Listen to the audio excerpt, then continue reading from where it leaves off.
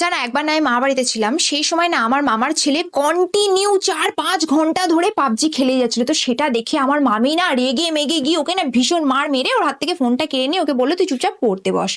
তো এই বলে ওর রুম থেকে চলে এসেছিল। তো তারপর না আমার ভাইয়ের মনে হয়েছিল যে তার মা হয়তো তাকে একদম ভালোই বাসে না। তারপর না ও কি করেছিল যেন, একটা কাগজ নিয়েছিল, তাতে লিখেছিল যে মা বাবা আমি বাড়ি ছেড়ে চলে যাচ্ছি, কেননা তোমরা আমাকে একটু ভালোই বাসো না। এই বলে সে কাগজটা না একটা টেবিলের উপর রেখে আর আলমারির মধ্যে গিয়ে লুকিয়ে পড়েছিল। তো কিছুক্ষণ পর না আমার মামি ওর রুমে গিয়ে দেখছি যে ওরকম লেখা যে ও নাকি বাড়ি ছেড়ে চলে গেছে। তারপর জানো আমরা সবাই মিলে সারা বাড়ির বাইরে টাইরে সব জায়গায় ওকে খোঁজাখুঁজি করছিলাম, কিন্তু কোথাও ওকে পাচ্ছিলাম না।